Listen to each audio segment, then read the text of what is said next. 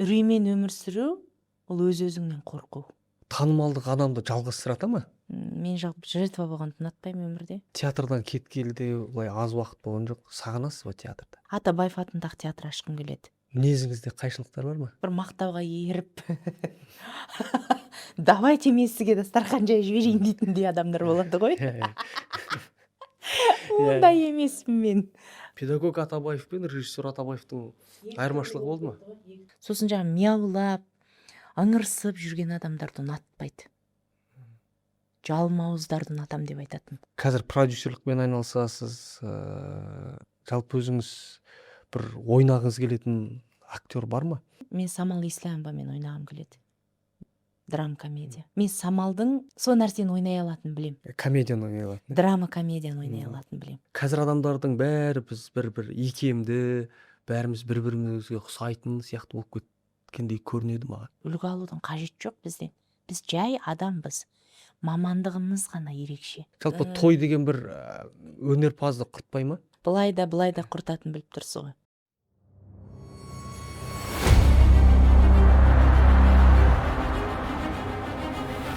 Қадірлі көрермен, қымбатшылық заманда әрбір тиыныңызды үнемдегенше қосымша табыс табатын жолдарды іздеген жөн. Қажет қосымшасында инвестиция, акция, жасанды интеллект, ютубтағы монетизация, тикток арқылы сату, Каспи дүкен, тендер алу сияқты көптеген курстар бар.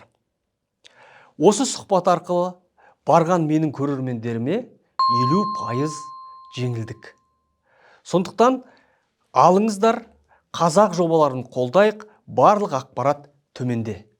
Арма ағайын, бүгін бізде қонақта актриса, продюсер Дариға Бадықова. Дариға, өзіңізді көргеніме қуаныштымын. Шақыртуымды қабыл алғаныңызға рахмет. Біз осыдан бір шамамен 5-6 жыл болу керек, бір сұхбатқа келіскен сияқты болғанбыз. Жасаймыз деп, бірақ реті келмей жүрді. Жалпы өзіңіз бір осы сұхбат беруден қашқақтайсыз ба, әлде бұлай көп шыққыңыз келмей ма? Енді қалыңыз қалай? Сәлем көрермен. Сұхбат бермеуімнің себептері бар ғой. Жалпы енді менің өмірім өзі не скучный ғой. Не скучный болғаннан кейін көп адам сұхбатқа шақырады. Мен оны бергім келмейді, айтқым келмейді. Мен жалпы жертва болғанды ұнатпаймын өмірде. Жылап сықтағанды ұнатпаймын өмірде. Сосын жаңағы бердім да, өшіріп тастадым. Бір сұхбат бердім да, өшіріп тастадым. Сөйтсем сол бір әйелге тән әңгімелер. Енді мен өзімді әйелмін ғой, бірақ бір ренжіп отқан сияқты, бір өмірге деген бір обидам бар сияқты болып отырған болған мен алдырып тастадым. Сұхбат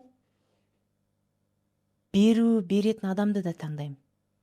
Себебі егерде Қазан ошақтың әңгімесі мен жеке өмірім болса, мен бермеймін. Ал енді мен сізді ер азамат ретінде, жалпы жазушы ретінде, жақсы әңгімелер жазатын адам ретінде сұхбат беруге келістім. Себебі екеуміздің әңгімеміз екі әйелдің сол Қазан ошақтың әңгімесі болмайды деп түсіндім. Рахмет.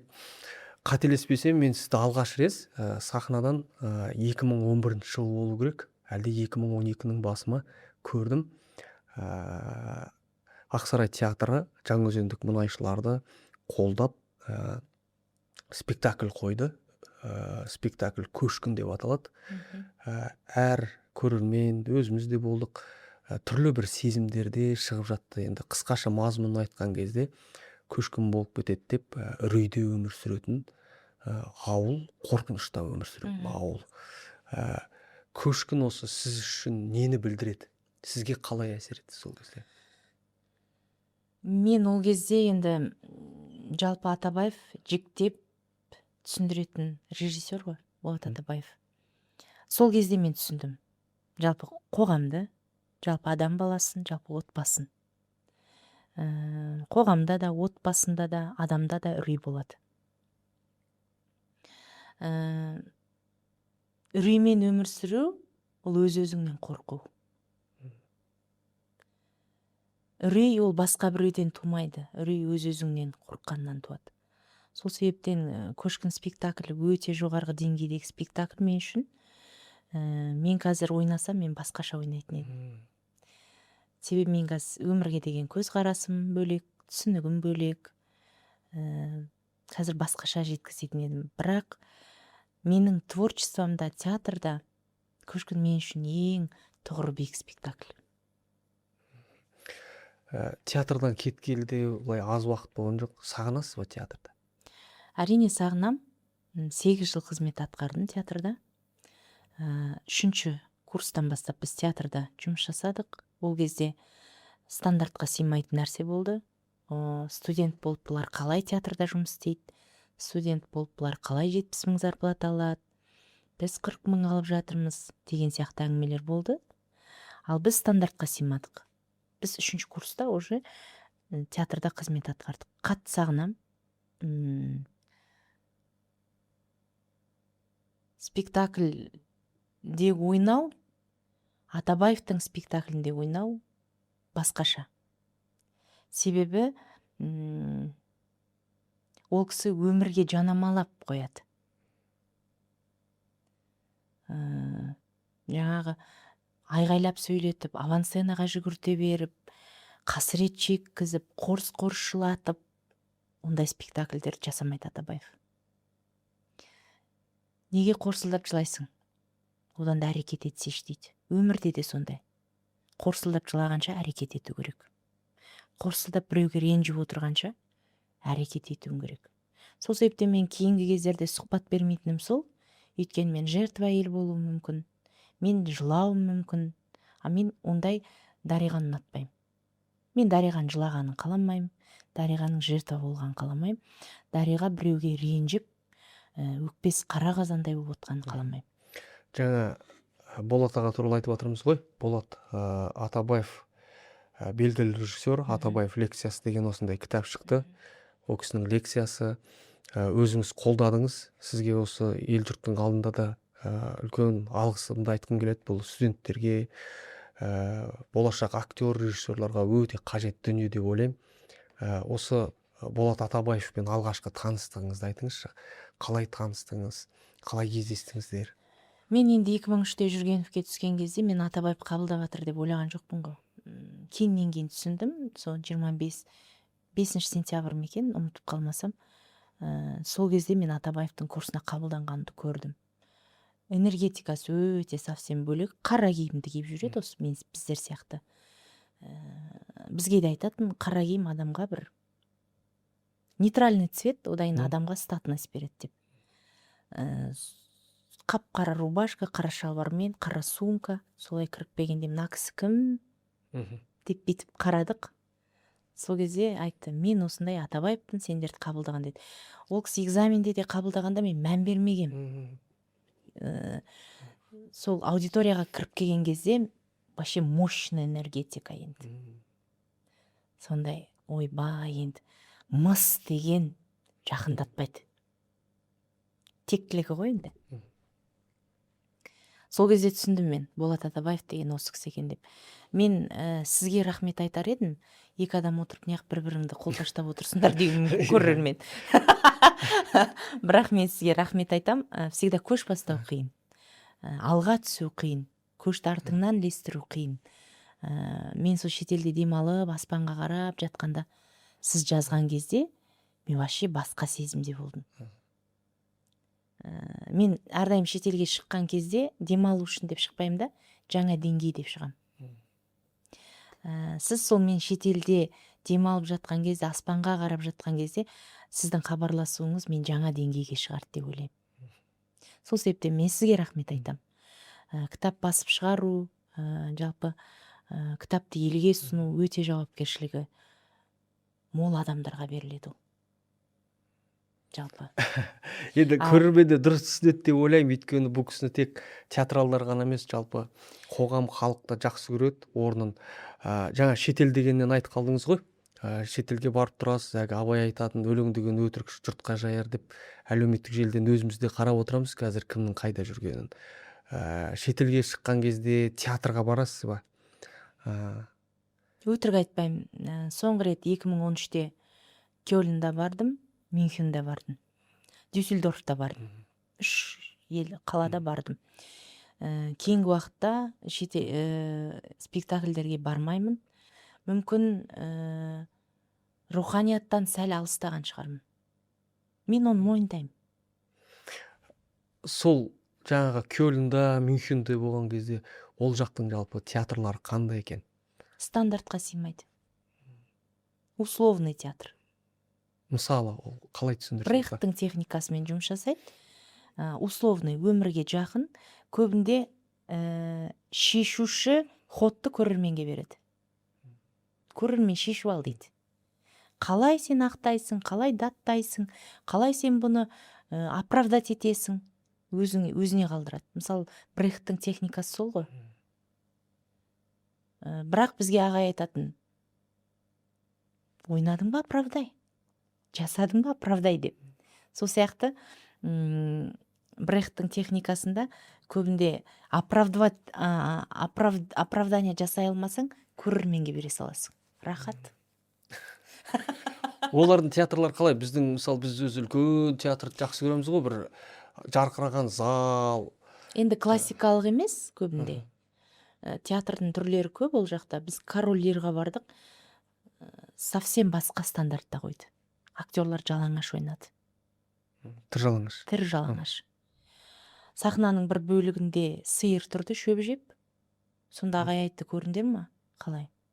Ол адамның деңгейін көрсетіп тұр. Олар біз жалаңаш жүрейік деп жүрген жоқ қой. Шөп жеп тұрған сиыр. Енді оны талқылаған кезде әрине көп нәрсені түсінесің. Король Лирді біз аяғына дейін көрдік. Ағай өзімізге қалдырды көп нәрсені. Өздерің шешіндер деп. Мен көп нәрсені сол кезде ақырын түсіндім. Одан кейін 4 бөлмелі квартирада ойнаған актрисаның спектаклін көрдік. Ұмытып қалдым атын қазір. Өте керемет. Жалғыз өз 4 бөлмеде шыр көбелек айналып ойнайды. Ал көрермен 4 бөлмеде отыра ма? 4 бөлмеде жүреміз. Артынан жүреміз. Қызық. Өте мықты. Мен арманым негізі, бірақ неге жете алмай жатырмын, қаке, мен де ойландырады қазір. Неге ондай былайша айтқанда, неге ондай стильдағы театр аша алмай отырмын деген ой болады менде. Болмайды емес, болады. Демек театрды сағынасыз. Театрды сағынам. Бір спектакль ойнағыңыз келеді ғой сонда. Өзім ашатын болсам сағынам. Былай театрға баруды армандамаймын. Атабаевтың стилінде стандартқа сыймайтын қойылымдар болса да сағынам. Демек болашақта бір сол Ақсарайдың бір ізін жалғау ма, қайтадан Болат ағаның театрының бір еңсесін көтеру ма, сондай бір жоспарлар бір іште бір мазалайтын сияқты ғой. Ондай бар. Ақсарай театрын қайтып құру деген ойда бар жастармен. Енді өзіміздің жастағы актерларда болады ғой, бірақ жас құраммен жасағым келеді. Бірақ жолын таппай тұрмын. Мүмкін табылар. Мүмкін сіздей адамдармен сөйлесіп, бір жолын табармыз. Атабаев атындағы театр ашқым келеді. Әдемі, сондай стилизованный. Кірікпегенде бір анандай болады, бір демалатын. Просто өз үйіңе келген сияқты бір атмосфера болады ғой. Сондай, вау, театр емес. Вот өз үйіңе келген сияқты. После спектакль жаңағы чайыңды ішіп, қаке қалай болды деп талдап. Сондай нәрсе жасағым келеді. Стилизованный театр. Оны өткенде сіз ой тастаған кезде де ойланып қалдым. Мүмкін іске асар. Бір жер сатып алып театр салам ба? Енді оны өзіме көп алмайын, бірақ оның шарттарын, жолдарын білуім керек болып тұр. бұл енді ұстаз алдындағы бір құрмет дейсіз ғой, сол бір ізді жалғастыру деп.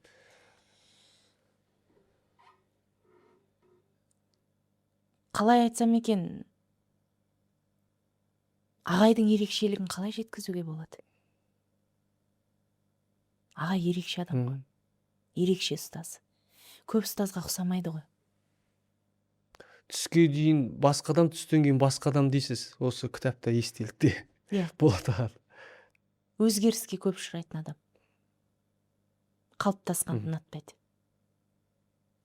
Соны ұстазға деген тағзым дейін ба, ол ондай емес ол. Ол бір ресми сөз болуы мүмкін да. Жаттанды сондай бір. Ондай сөз Тізе шыққан сөз дей ма біздің тілде? Ондай сөз айтқым келмейді. Ұстаздың ерекше екенін қалай жеткізуге болады? Ұстаз ерекше методпен сабақ бергенін қалай жеткізуге болады? Ұстаз кешке дейін бізге отырғызып қойып, сахнаға шығарып қойып сабақ берген жоқ қой. Тәрбиеден бастады ғой. Соны қалай жеткізуге болады? Адамға ең бастысы тәртіп деді ғой. Тәртіпті адамнан ғана дүние шығады. Ішкі тәртібің, сыртқы тәртібің, ойлауың, қабылдау қабілетің, саналың, түп санаң. Ол кісі өмірдің соңында енді саясатпен қатты айналысты. Сіздерге саясат туралы айтушы ма еді? Жоқ. Білімдерің жетпейді дейтін. Саясатқа білімді адам келеді дейтін. Шайқайт сендер саясат дейтін. Бізді жалпы саясатпен айналысқанымызды қаламады. Менің жасаған жасамаңдар деді. Өмірді әдемі өмір сүріңдер деді. Өмір просто сендердікі болды. Сендерге тиесілі нәрсе. Келдіңдер, әдемі өмір сүріп кетіңдер. Адам болып кетіңдер. Я понимаю дейтін. Адам болу қиын. Қиын мамандық адам болу. Бірақ болмасаңдар да ұқсап бағыңдар. Дариға, педагог Атабаевтың өзінің бір ерекшелігі дейміз ба, шеберханасы қандай еді, оқыту методологиясы, осы жөнінде айтып өтсеңіз.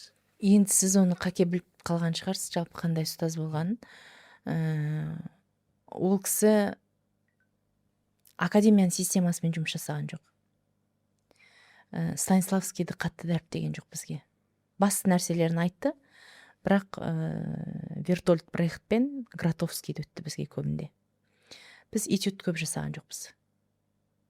Академияның системасы бойынша бірінші курс этюд, сосын оның экзамені, сосын барып поэзия, сондай ғой. А бізде ондай болған жоқ. Біз дереу Абайдың қара сөздерінен бастап кеттік. Абайдың қара сөздерін жіктеу, Абайды тану, ол кісі үшін Абай енді мықты, кәдімгідей бір жанында жүрген тұлға адам болды. Байынша айтқанда. Абайды мықты құрметтеді, қадірледі.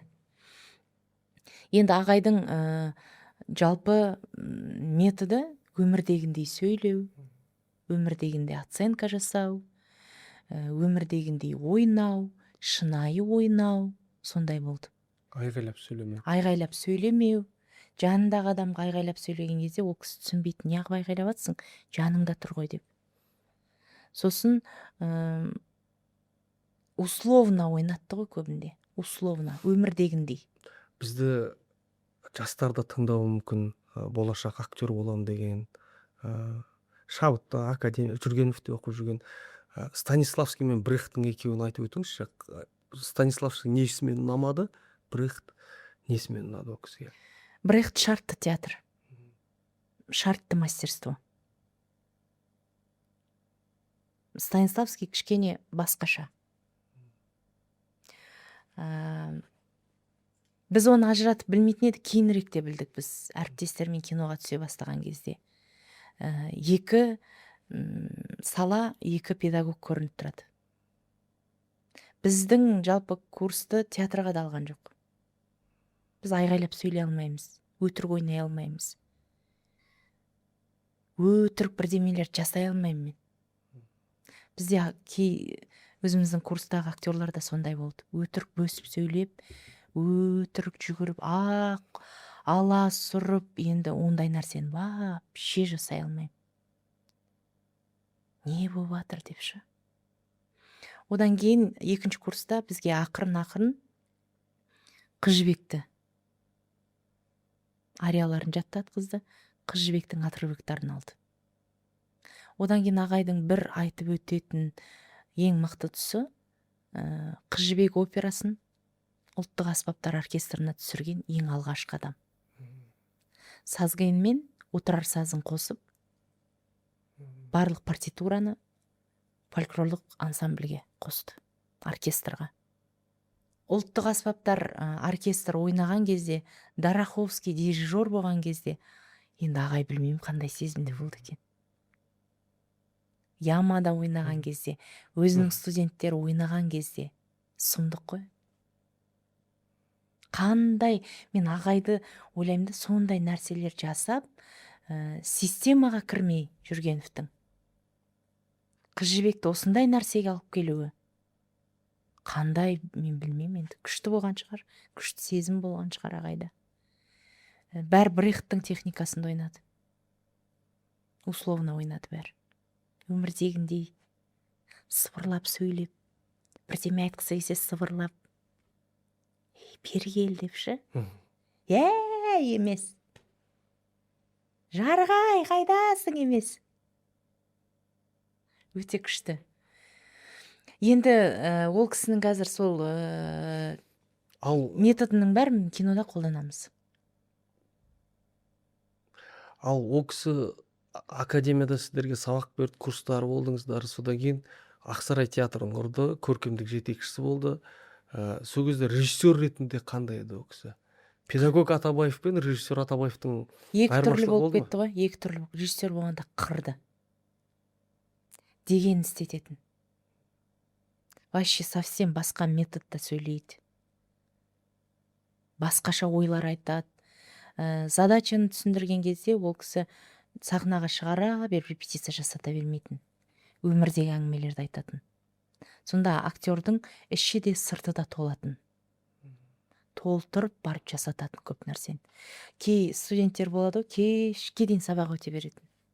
Кешке, болмаса кей режиссерлер болады, репетиция жасата беретін. Менде сол нәрсе қалып кетіпті, Қакебай. Кинода қазір режиссерлар көп репетиция жасата берсе, мен оны неуверенный режиссер деп қабылдаймын. Ол кісі әңгімелеседі, түсіндіреді, иә? Түсіндіреді. Жік-жікке бөледі, кейіпкерді түсіндіреді. Түсіндірмей репетиция жасата берсе, не істеріңді білмей қаласың. Ол кісі көбінде әңгімелеседі, өзінің әңгімелерін айтады. Басқаша түсіндіреді. Одан кейін рөлді бөлген кезде, жаңа руға бөліну, өзіне ұнайтын актер деген жасамайтын. Пьесаны лақтырады, қай рөл ұнайды өздеріңе, соны алыңдар. Әркім өзіне ұнаған рөлін алатын. Сосын сонымен жеке-жеке жұмыс жасайтын. Ең бастысы, мен саған бердім ғой, шығара алмаған өзің деп айтады. Ана актерді бекітем мен, мына актерді бекітем мына рөлға деп еш уақыт айтпайтын. Әркім қалаған образын алады. Қалаған ойнайды. Сосын әркімнің әуселесі білінеді сол кезде. Кім қандай нәрсеге дәрежелі жасай алады, жасай алмайды. Енді тыңдайтын әндері де керемет еді. Өз домбыра тартатын, ән айтатын. Айғара көзді өте қатты жақсы көретін. Ағай енді жеке өмірінде де ағай шынымен де қазақтың ақбаянын алған кісі ғой. Қазақтың ақбаяны жары болған Мадина Ералиева. Өмірінің соңында мен естідім, шәкірттер кезек-кезек барып қарап жатты ғой. Сол кезде осы Мадина Ералиеваның әнін тыңдады деген ән. Ән тыңдады, иә. Мадинаның сол айғар өгізін бізге жаттатты. Саксофонға түсіртті. Енді мен ағайды сол кезде байқап отыратым. Айғар өгіздің кей анау кульминационный жерлер бар ғой. Сол кезде ағай өзін қоярға жер таппайтын. Саксофонда ойнайтын. Мадина Ералиеваның орындауындағын тыңдаушы ма еді сонда? тыңдаған көрмедім, бірақ сол әнді жақсы көрді. Енді Мадина Ералиева ерекше орындады ғой ол әнді. Кейде аға есіме түскенде мен де Мадина Ералиеваны тыңдаймын. Қош күрең күзді. Өте былай айтқанда текті отбасы ғой. Текті. Екеуі өте күшті пар болған. Әңгімелерін айтып беретін екеуінің. Мадина тамақ жасаған кезде дейді, күріш бас десем, күрішке картошка қосады дейді. Ботқа болады дейді. Бірақ дәмді дейді. Сосын далада тұрған кезде дейді, жұмыстан келеді дейді. Сосын маған терезеден шарфын жауып айғайлайды дейді. Нан бар ма үйде, ала келейін деп. Ашып айғайламайды дейді. Өзінің даусын күтетін дейді. Кәсібилік. Кәсібилігі. Иә, мен де естідім, айтты Данапай. Сол өмірден қайтар шағында Мадинаның әндерін тыңдап жатты деп. Сағынады. Иә. Сағынады. Одан кейін ол кісіні ерекше орындау, ерекше әдемі. Жалпы енді ерекше болып келген кісі ғой ол да. Бәрібір. Ерекше әнші. Қазақтың ақбаяны. Сізді былай осы әңгіменің барысында мен былай айтып тастаймын, былай жылаған ұнатпаймын дейсіз, бір сұраншақтық, әлсіздік деп. Бірақ бәрібір бір жаңа ұстазыңыз жайлы айтқан кезде, Мадина екеуінің қарым қатынасы жайлы айтқан кезде, ән жайлы айтқан кезде бір нәзіктіктерді бәрібір бір байқайсыз ба? иә. Енді ағайды білетін болғаннан кейін шығар. Ерекше адам екенін жеткізу қиын шығар ол кісінің. Ерекше ұстаз екен. Ағай айтатын, адамдар көп, ерекшелену қиын деп. Ерекше адам, ерекшеленді. Реформа жасаған адам. Реформатор. Театрға болсын, өзінің студенттеріне болсын, үлкен кәдімгідей реформа жасаған адам. Бірақ тілі ащы адам ғой, мінезі өте қиын, алақұйын өзгеріп кетеді. Былай ол кісіге ренжіген тұстарыңыз болмады ма? Былай шәкірттердің ренжіген кездері болған? Болды. Сол анау Абай жолын 15 күнде бітіріп келіңдер деді ғой. Сол кезде Абай жолын ойлаңыз, Мұхтар Әуезовтың тілі өте ауыр. 4 том. 4 том 18 жасар бала үшін кішкене қиын болды негізі. Мен ойладым, издеваться етіп жатыр ма? Мына бір қорлау ғой деп шу, 15 күнде 4 том бітіру деген. Отчисляю деді ғой. Оқымағандар кетеді. Кетеді. Ол істеуі мүмкін ол ағай. Мінезі андай қақарлы. Тілі ащы. Адуынды сөйлейді. Білмейтін сөз жоқ. Қазақи сөздің бәрін біледі. Ауыр сөздер біледі. Сосын жаңа мияулап, ыңырсып жүрген адамдарды ұнатпайды. Жалмауыздарды ұнатам деп айтатын. Жалмауыз адамдарды мен ұнатам. Ынжық, мияу адам болды. Ол адам болмайды. Өмірінің соңында сол көресінде сон. Содан ренжідім мен. 15 күнде мен 4 томды бітіре алмадым. 2 том бітіріп келдім. Көп түсінген жоқпын, арықтап кеттім. Маған бірақ айтты, Абай жолын оқып арықтапсың иә деп. Сол кезде мен ренжігенім бар ағайға. Өйткені үйтіп условия қоймаса, Қакебай, біз оқымайтын едік. Абай жолын оқымайтын едік. Енді қандай да болсын, өзінің адуынды мінезінен, тілінің ащылығынан оққа кеудесін қарсы қойған адам ғой. Кухняның батыры емес, диванның батыры емес. диванный критик емес. Жаңаөзен оқиғасының кезінде сол біз ана лавинаны ақшаға қойып, өзімізде ақша жоқ, қоңыз теріп жүрміз. Сол спектакльден түскен ақшаны Жаңаөзенге аудардық қой. Сол кезде риза болдым. Міне қайырымдылық деген деп. Қолындағы барды бере салады да, Қакебай. Сосын ол кете береді, ол жаяу. Ал сіздерге қалай әсер етті Жаңаөзен оқиғасы? Енді соның тұсында болғанда қатты әсер етті. Не болып жатқанын түсіндік. Саяси нәрсе екенін түсіндік. Бірақ бізді араластырған жоқ қой. Сендер сол қорқып отыра беріңдер дейтін. Қорқақсыңдар депші. Мен айтады, мейлі енді саясатқа араласпасаңдар да, мен әуелі ойлаймын дейді кейде, өз позицияларын жеткізе алмай қалатын қорқақ болам екен деп. Хотя позицияларын жеткізіңдер деп айтатын.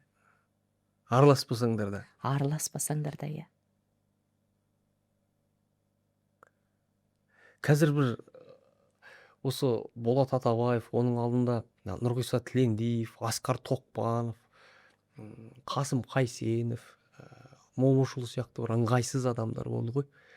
Билікке ғана емес, қоғамға да ыңғайсыз. Адаммен отырғанның өзінде де бір алай дүлей боран.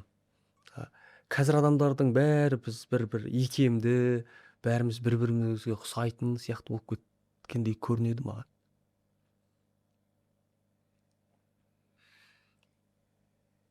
Жаңағы сіз айтқандай ғой, ұнау үшін.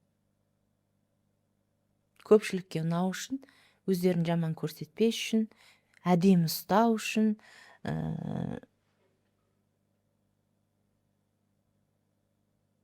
өзіңді бір бар биғып көрсету үшін, сондай. Ал өзің табиғатыңнан айырылу ғой, былайынша айтқанда. Сен табиғатың басқа. Бәрібір ол табиғат қуып жетеді, Қаке. Күндердің күнінде. Сіздің күлкіңіз ерекше. Көбісі күлкіңізді айтады. Кейбір жақтырмайды. Мен жаратылысым мен. Әмина Өмірзақованың күлкісі сондай бір ерекше байқалатын күлкі болатын. Деп айтады. Бірақ мен оны жасамаймын, ол кісіге еліктемеймін. Маған өте қатты ұнайды ол кісі. Бірақ мен жаратылыс күлкім осы. Жаратылысым. Бұлай жұрттардың бір сынын, неше түрлі қазір өзі бір комментарийлердің заманы болып кетті ғой. Мен бір танысым айтып еді, осы мен бір пост немесе бір рилс көрмеймін, соның комментарийін оқу үшін көрем деп. Қалай қабылдайсыз сіз сондай сөздерді? Қолдарынан келсе жасабаңдар деймін.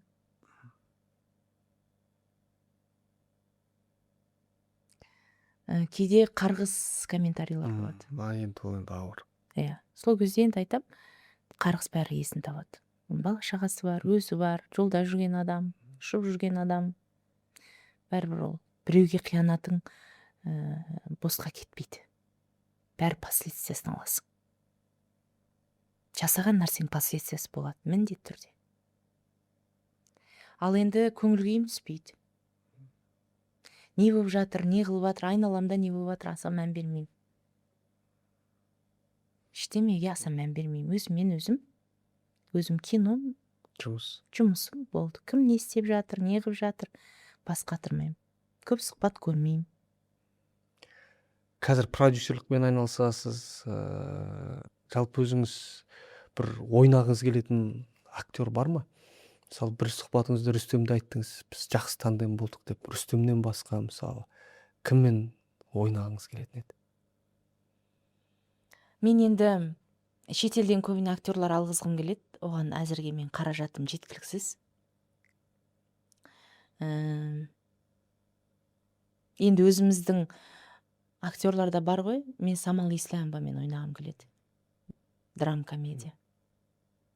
Мен Самалдың сол нәрсені ойнай алатын білем. Комедияны ойнай алатын. Драма комедияны ойнай алатын білем. трагикомедия ойнай алатын білем мен. Трагикомедия қиын жанр. Себебі сезімдер ауысып кете береді. Контрасттар көп болады, переходтар көп болады. Самалдың сол нәрсе қолынан келетінін білем. Бір жанр адамға қызықсыз болады, и оны ойнап біле аласың. Ойнай аласың ол жанрды. А 2-3 жанр қосылған кезде күшті. Мысалы мен неғып ол сериалды салыстырасыңдар, ол сериал ғой, оның деңгейі төмен ғой деу мүмкін. Мен Келінжанды мен трагикомедия деймін. Ауысып кете бересің ол жерде. Келінжанның сол жанрын ұнатам, трагикомедия болған. Трагикомедияны ойнау қиын қаке.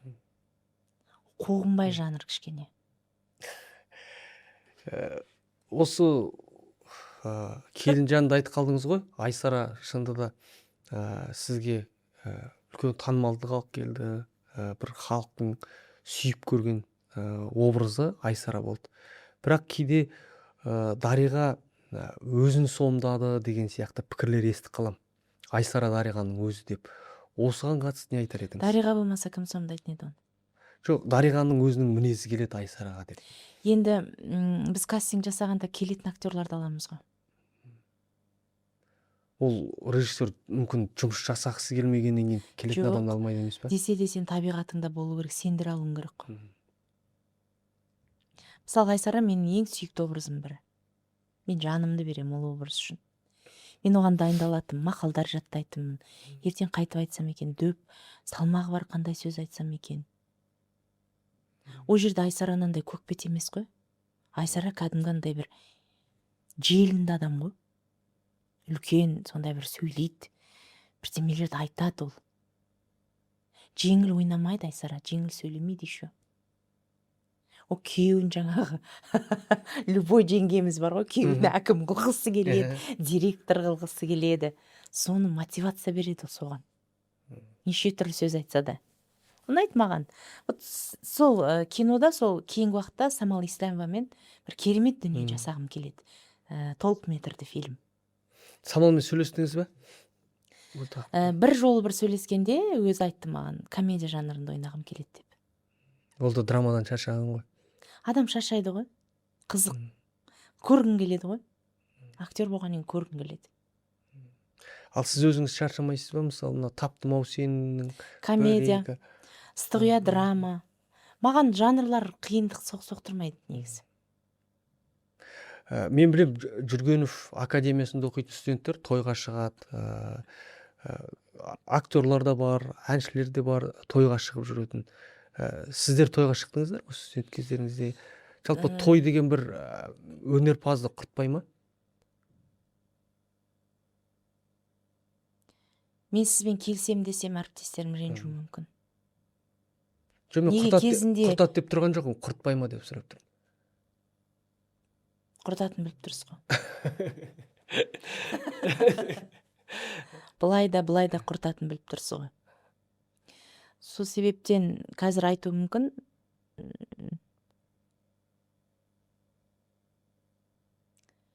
Енді ағай негіз тойға шыққанымызға қарсы болды Болат Атабаев.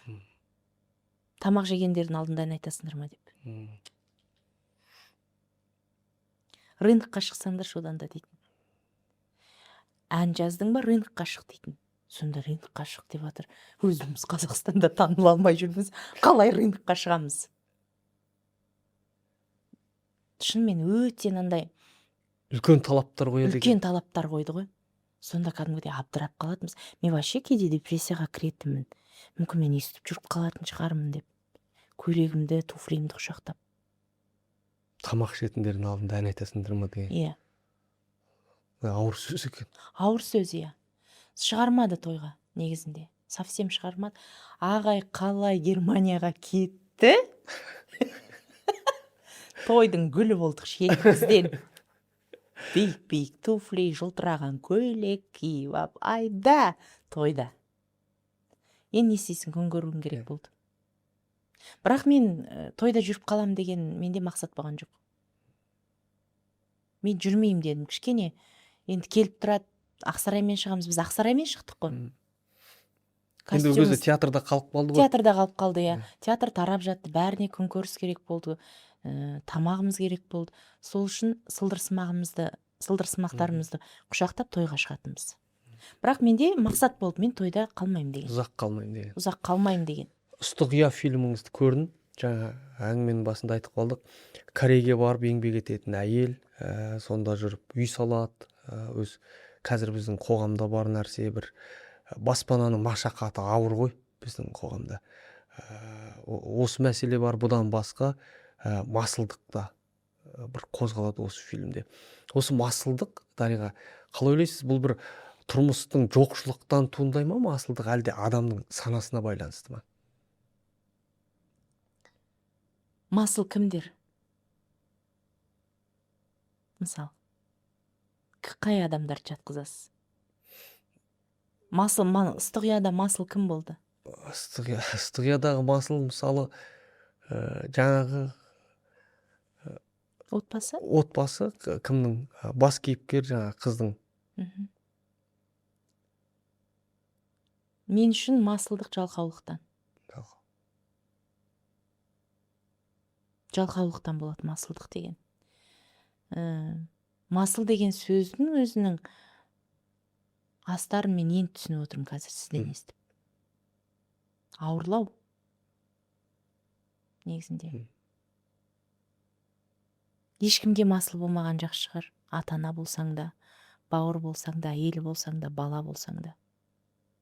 Бізде мысал бар ғой, бала туып тастайды да, бір бауырдың мойнына артық қояды. Ол манипуляция бізде.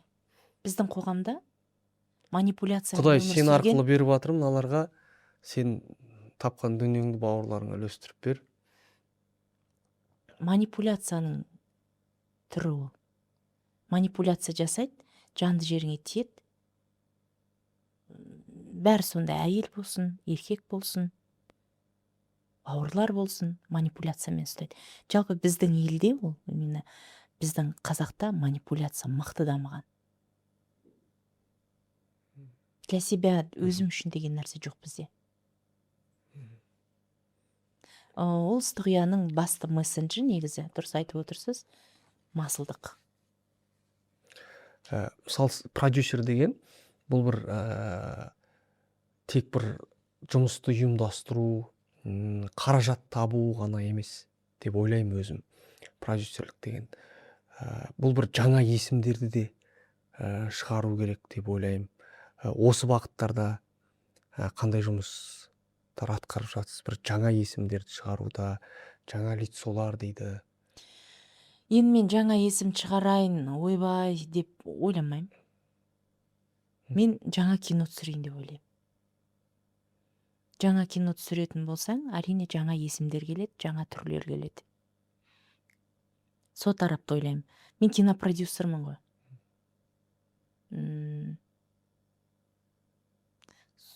Жақсы кино болса, жаңа есімдер өздері танытады. Десе де кастинг болады бәрібір. Жаңа актерлар аласың. Бірақ енді өз киноң болғаннан кейін маған кім кино түсіріп береді? Өз киномда өзім ойнаймын. Сіздің фильмдеріңізде жаңағындай бір сындарды айтылады ғой. Адамдардың жаңағы бір құсу деген сияқты, бір боғауыз сөздер айту. Енді боғауыз емес, бір бейәдептеу деген дұрыс сияқты шығар. Осындай нәрселерге қалай қарайсыз? Бұл бір натурализм емес па кинодағы? Кинода сонда сіздің ойыңызша бәрі әдемі көрсетілу керек па? Мен ойымша енді ол кинода әдемі көрсетілмеу керек, бірақ бір тым натурализмдер болмау керек шығар. Жаңағы мысалы құсықты көрсету, құсып жатқан немесе бір жел шығарған деген сияқты, ол бәрібір өнер ғой. Өмірдің өзінен алынғанменен ол бәрібір бір көркем, терең. Ол сонысымен көркем өнер ғой. Мен бірақ енді өзім жеке ойымды айтып кетейін. Мен негізі ондай нәрсеге өзім құптап жақсы қарамаймын. Құсу, дәретке баратынды айту, грязь ол. Грязьға жатады ол. бірақ режиссерлар кейде соны талап етеді. Ой, керегіне оның деп айтсаң, спорласасың. Қаншама коллектив қарап тұрады. Көзінше спорласып тұрасың. Бірақ десе де мен айтам өз ойымды, осы керек емес ау деп. Бір шетінен ойласаң, ағай айтады ғой, ханжа болмаңдаршы деп.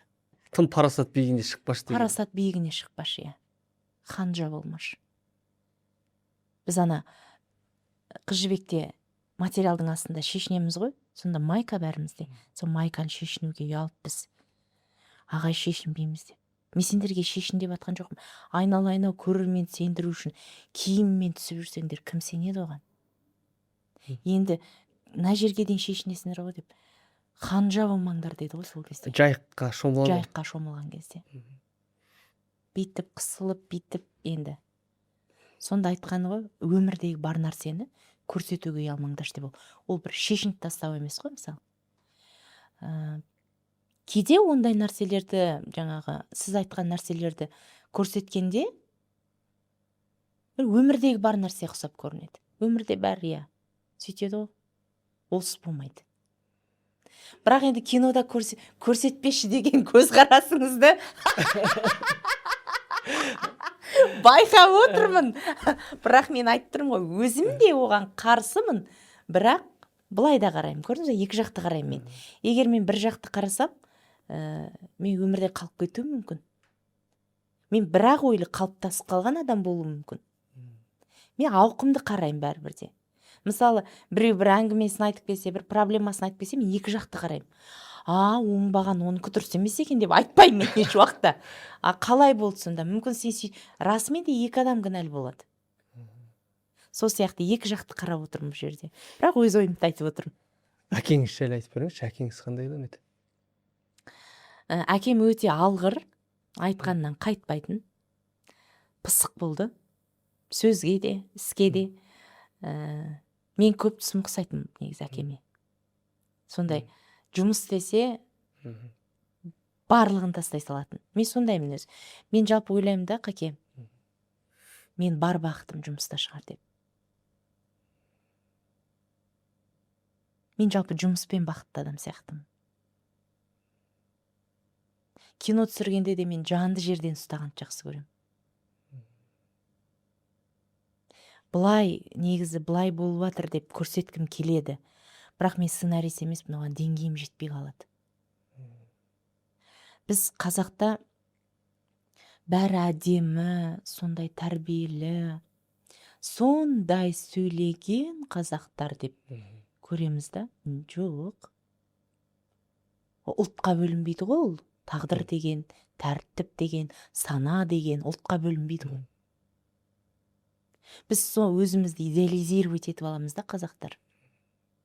Көп нәрсеге көз жұмамыз да, аяғында страдать етіп атамыз.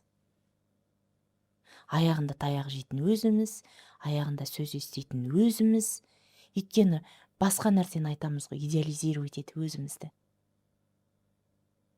Адам ретінде қарамаймыз. Бұл өмірге біз үлкен тағдырмен келгенімізді қарамаймыз. Сан түрлі нәрсені бастан кешетінімізді қарамаймыз. Сізге танымал адамдарды идеалдандырады қоғам. Болмайды. Ол өзінің хоқмасымен келген адам. Өзінің тағдырымен келген адам. Ол өнер адамының да тағдыры сенің өзің сияқты, әпкең сияқты, інің сияқты, сондай сан түрлі тағдырды бастан кешетін адамдар. Вообще, бізден үлгі алыңдар деп айтатын, кейде айтады, біз сіздерден үлгі аламыз деп. Үлгі алудың қажет жоқ бізден. Біз жай адамбыз. Мамандығымыз ғана ерекше. Мамандығымызбен ғана елдің алдына шығамыз. Ол әйтпесе, біз кәдімгі адам қатарындағы адамбыз ғой. Сондай Құдайдың жаратқаны, ана тапқан. Сол үшін мен айтар едім, менен вообще үлгі алудың қажет жоқ. Мен ешкімнен де үлгі алмаймын. Мен ешкімді идеализировать етпеймін. Мен ешкімге табынбаймын. Мен ананы жақсы көріп, сол адамның ойы маған әсер етті деп айта алмаймын мен. Бәрібір өзің дегеніңді көресің, Құдайдың дегенін көресің. Дариға, мен осы сізден бір нәрсе сұрайыншы. Енді бізде ел ішінде жүреміз, бір байқайтынымыз, қазір соңғы кезде ма әлде менің енді көруім ба, әйелдердің бәрі психологиямен айналысады. Бұл не тенденция? Бұл неліктен?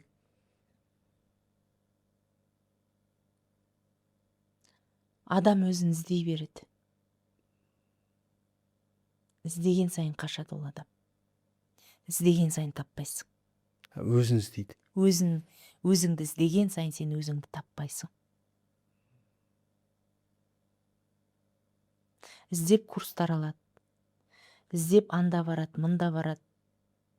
Мысалы, мен тиктокты ашсам, бәрі ақыл айтып отыр. Иә. Бәрі ақылмен айналысып жатыр. Ешкім тыңдарсың, иә, бірақ сен өз дегенің болады бәрібір. Сен өзіңнің выборың өзіңе жұмыс істейді. Өзіңнің қабылдауың өзіңе жұмыс істейді. Бірақ енді ақыл айту ең оңай іс шығар өмірде. Оңай мамандық ол. Оңай мамандыққа жатады ақыл айту. Мен де қазір ешкімге ақыл айтып отырған жоқ, мен ойымды айтып отырмын. Танымалдық адамды жалғастырата ма?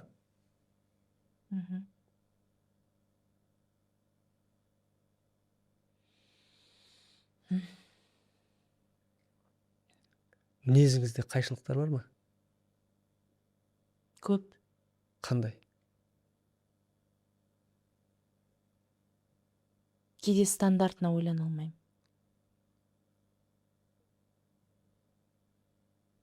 Басқа елдер сияқты ойлана алмаймын.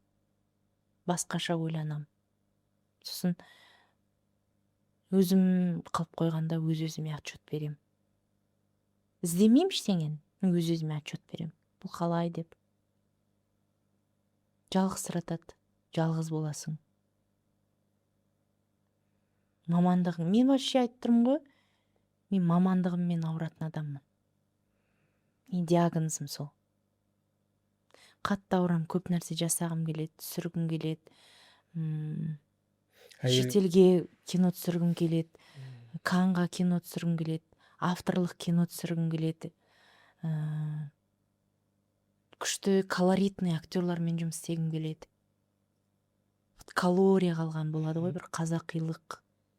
Ол мен бір қазақилық болып, қазақ болып туғаныма қуанам деген ойда емес. Өзіміздің бір ДНК-дағы колоритпен сондай бірдеме көрсеткім келеді. Түрлерді таңдаған кезде де мен колоритный адамдармен жұмыс істегенді ұнатам. Стандартқа сыймайтын адамдармен жұмыс істеген ұнайды маған. Сосын көп адамдармен араласпайтыным, тез жалығып кетем. Адамдардан жалығып кетесіз? Адамдардан жалығып кетем. Ол адам сол маған қызық күйінде қалған ұнайды. Ал мен онымен араласа берсем, маған қызығы таусылады. Қызық. Продюсер Баян Алагөзовамен тиктокта бір видеоларыңыз жарияланды. Сізден атағыңыз бар ма деп сұрайды. Сіз жоқ деп жауап қатасыз. Сол ұят, халық әртісін беру керек дейді Баян ханым. Осындай мақтау сөздерді қалай қабылдайсыз? Мысалы, бұл да бір мақтау сөз ғой, сен халық әртісіне лайықсың деп. Бұдан да басқа сөздер айтады, таланттысың, кереметсің. Бұндай сөздер сізге қалай әсер етеді? Мені мақтау сөзбен жалпы дәнді айтып қою қиын. Мақтанға еріп кетпейсіз? Ермеймін. Мақтауға ермеймін. Көпіріп кетпеймін. Бір мақтауға еріп давайте мен сізге дастархан жайып жіберейін дейтіндей адамдар болады ғой. Ондай емеспін мен. Енді ол кісінің өзі әзілдеп түсірген дүниесі ғой. Одан кейін жаңағы биге байланысты ол жерде жаңағы тренд болып атты. Сол биледік. Өзінің ойы. Барлық адам айтады деп ойлаймын. Халық әртісін неге алмайсың деп. Мен ол жайында ойламайды да екенмін. Бір сұхбатыңызда айтасыз, атақты халық береді, дегенмен беріп жатса алмаймын демейсің ғой. Мысалы, кей әріптестеріміз халық танымай жатса да атақ алып жатады дейсіз. Бізде осы бір атаққа ұмтылу, бір орден алғысы келу сияқты мінездер бар. Соған бір ынтық болу да бар. Осы неден деп ойлайсыз? Біреумен тең болу ғой, Шеңдесу шығар. шеңдесу ма. Мен оны неге танымайды деп айттым. Мен Бір лайық. ауылға барған кезде сол атақ беріліп жатқан бағдарлама жүріп жатты. Ордендар қыстырып, жаңағы актер, актрисалар бар. Сонда апам 80-дегі апам басын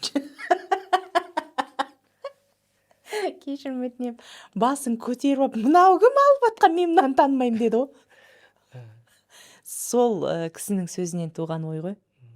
Жалпы қадір кетіп қалған шығар. Енді ол танымай отыр ғой енді. Танымай отыр шынымен.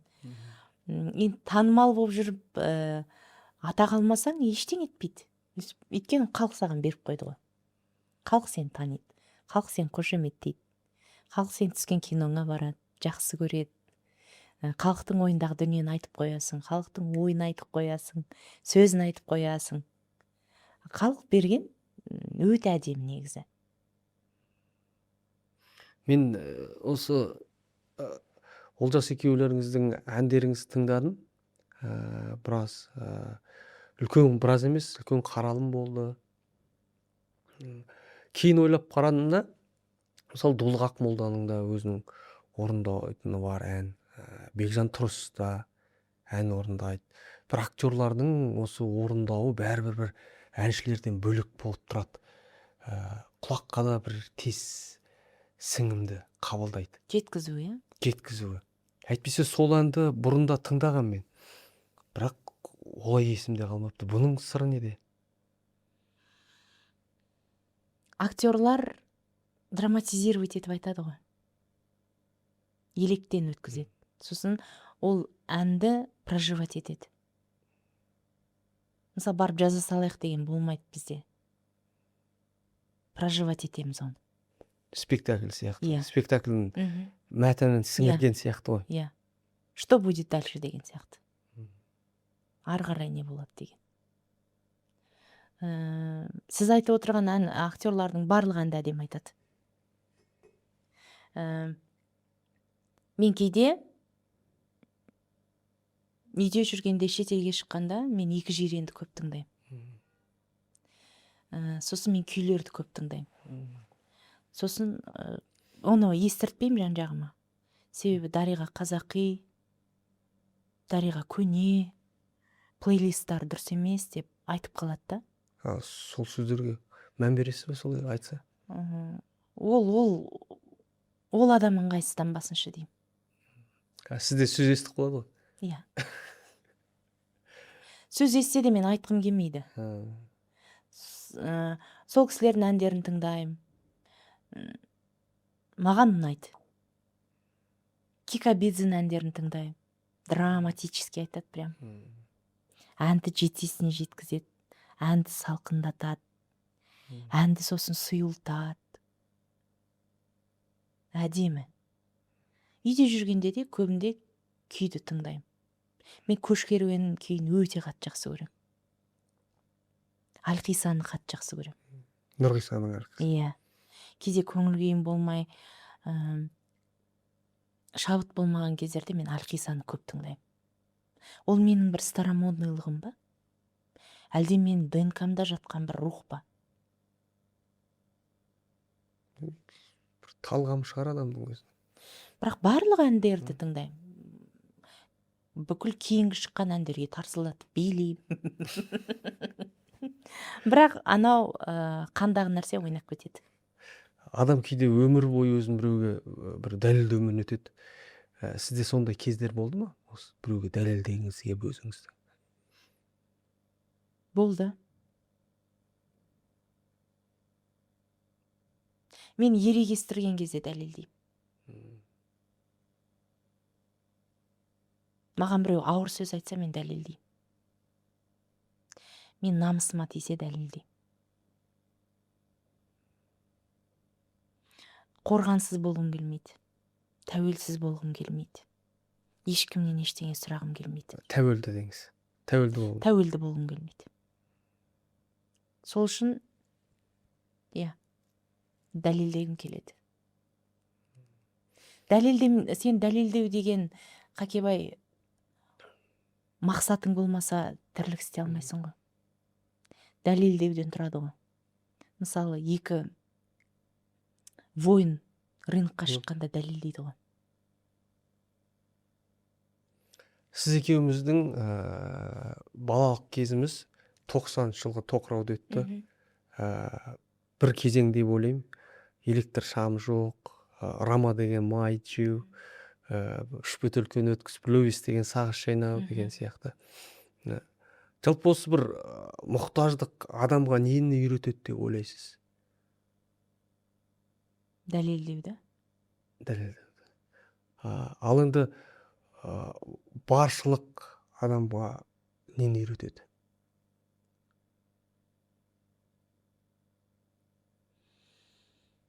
Білмеймін, Қаке. Мен сізге қояйыншы сол сұрақты. Менде Сізде жизненный опыт бар ғой маған қарағанда. Менен үлкендігіңіз бар. Баршылық нені үйрететінін мен ойламаппын. Менде мен енді бір Қазір сізде де бізде де тыныш өмір, баршылық. Өміріміз тыныш, аспанымыз ашық, көк пенбек, самолеттар ұшып жатыр. Осы сұрақты көрермен ойласыншы, мен де қазір қаперімде жауап бере алмаймын сізге. Және жауап беру менің функцияма жатпайды. Сіз үшін кешіру қиын ба, әлде ұмыту қиын ба? Кешіру. Кешіре аласыз ба адамдарды? Бұлай кешірімпаз бол дейді, бірақ өте қиын ғой. Кешірімдімін деп айта алмаймын. Кешіре алмаймын. Кешірімді адамның санатында емеспін.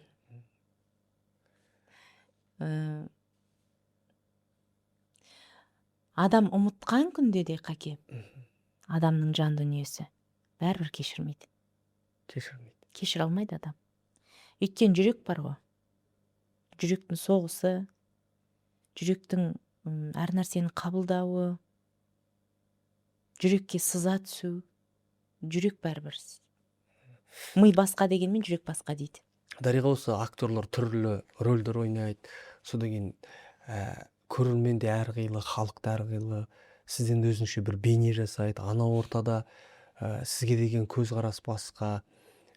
Осындай кезде бір актер өзінің бір шынайы болмыстан айырылып қалмай ма? Ол үшін екі рөл ойнамау керек.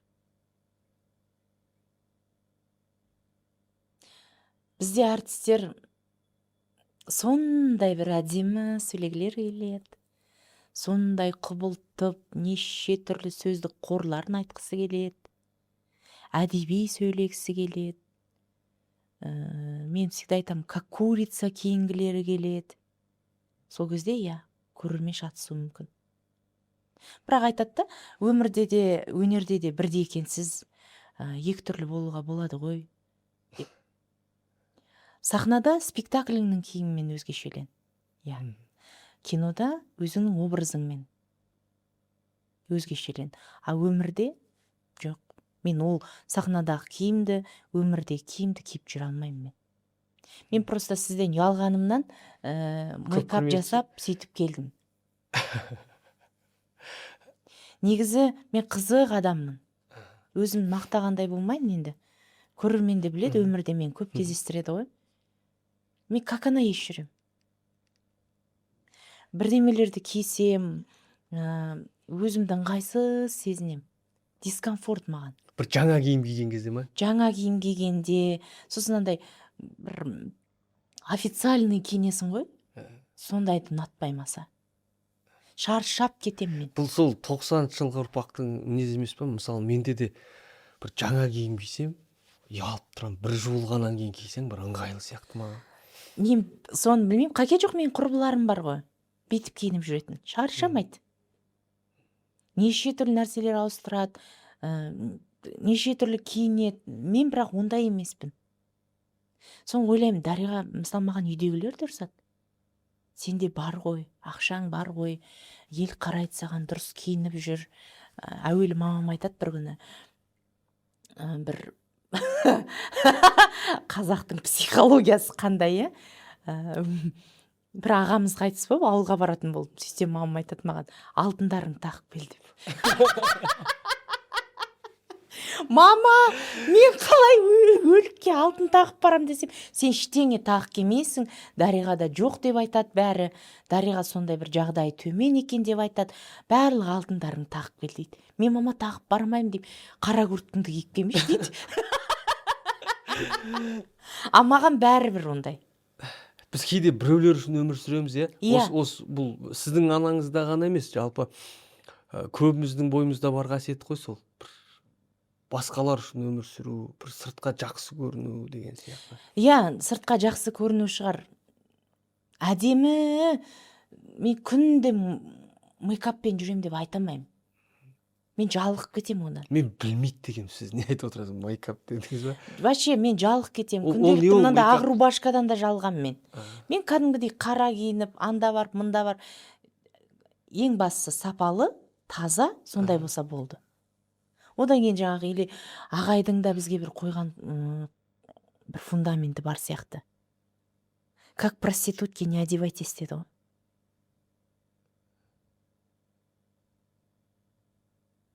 Өздеріңнің талғамдарыңды қалыптастырыңдар.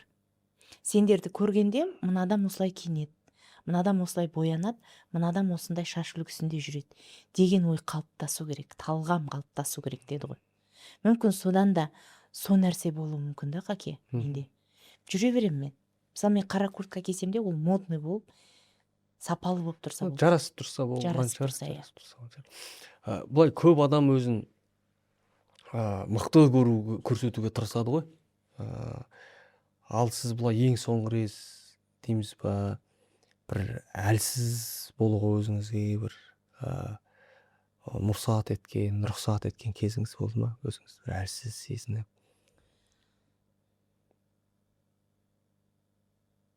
Мен әлсіз сезінгенде үйде жатам. Күшті кино көрем. Күшті тамақ жасайм. Өзім қалаған тамағымды. Әр нәрсені сатып алып келем. Шемішке шығам, мороженое жейм. Өзімді сөйтіп қоректендірем. Әлсізсің ба, давай әлсіз бол. Ничего страшного. Өмір тоқтап қалмайды. Ертең қақаңдап шығасың. Әлсіз болатын кездерім бол. Мен вообще негізінде көбінде әлсіздік болады менде.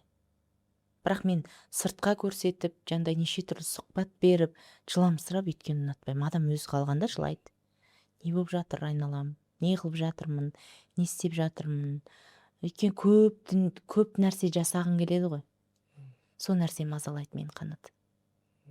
Көп нәрсе жасағым келеді. Жалықпаймын мен сосын. Өз-өзімнен жалықпаймын. Өз-өзіме қызықты. Бірде бұлай болып қалады, бірде бұлай болып қалады. Вообще қызықпын. Көретін киноларым да қызық. Өмірге жақын, драматический кинолар. Гайдайдың, Рязановтың киноларын қайталап көре берем. Ұнайды. Теплота ұнайды маған, жылылық ұнайды. Мейірімділік ұнайды. Добрый кино дейді ғой. Добрый кинолар. Атыс шабыс көре алмаймын. Шабыт бермейді олар маған. Атыс шабыстың жалпы идеологияларын білем мен. Сол себептен де түсіретін киноларым сондай болып тұрады. Добрый сондай. Өмірге жақын. Өмірде мына болмайды ғой деп айтам еще режиссерға. Давай бүйтіп сөйлейік деп. Сіз өткен жол біз әңгімелескен кезде де айттыңыз, бір тұшымды нәрсе жасағым келеді. Осы уақытқа дейін не бітірдім деген сияқты. Бұл бір өзіңізге көңіл толмау ма? Осыға дейінгі жұмыстарыңызға көңіл толмау ғой сонда? Толған күн өлесің ғой. Толған күн өле беруге болады, уже өмірден өтіп. Кәдімгідей давай до свидания депші. 40-ымды асымды беріңдер деп. Сол себептен көңілім толмайды. Өйткені жаңағы айтып отырған нәрселерімді жасау үшін көңіл толу керек шығар. Көп нәрсе жасағым келеді. Жандай ағайдың осы атынан театр ашу, бірлесе отырып, бір адамдар тауып, команда болып жасақтапшы. Болат Атабаев туралы 1000 жылдық ойын деген фильм түсірдім мен. Сол кезде ел ішінен де бір кадрлар жинала қалды. Мен таң қалатыным, осы фильм түсірем деген кезде бар спорт федерациясында істейтін азамат, аты Дулат деген, маған айтты, мен бір спортшыларды күтіп тұрған кезде Болат Манашұлын көріп түсіріп алдым деді. Сол кадрлар менде фильмде қолданылды. Сол кезде Болат Манашұлы келеді, сіздер күтіп аласыздар, шәкірттері Азамат Шығарған, Рүстем Жанаманов, өзіңіз, үлкендерден Бекжан Тұрысқой деймін, қателеспесем, Әуезов театрында шәкірті болды, бірге үлкен дүниелер жасады. Сол кезде сіздің бір жылап тұрған кадрыңыз бар менде. Сол бір кездесу, қайта қауышу бір қиын болған сияқты көрінді маған. Ағайдың келген кез ме? Енді сондай бір адуынды азамат, фактурный азамат сондай күйде келгенде мен кәдімгідей шок болдым. Мен күткен жоқпын ағайды үйтіп келеді деп. Бір аяқсыз келді. Бір аяғым Германияда қалды деді ғой. Бір аяқ елде.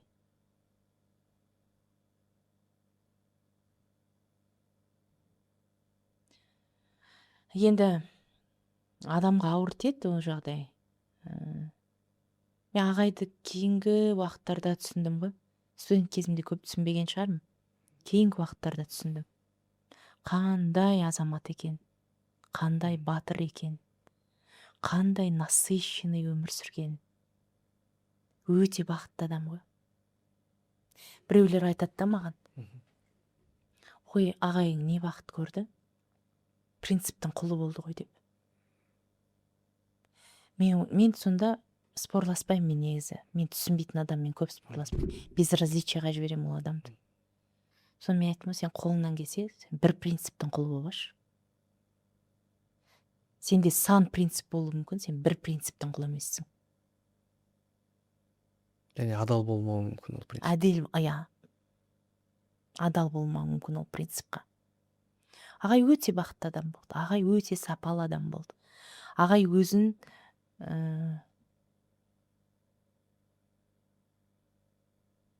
ол енді мен мықты тұлғамын деп ол кезде түсінбеген шығар ағай. Бірақ мықты тұлға, зиялы адам. Ағайдың қандай тамақ жейтінін мен білем. Ағай қалай жүргенін білем.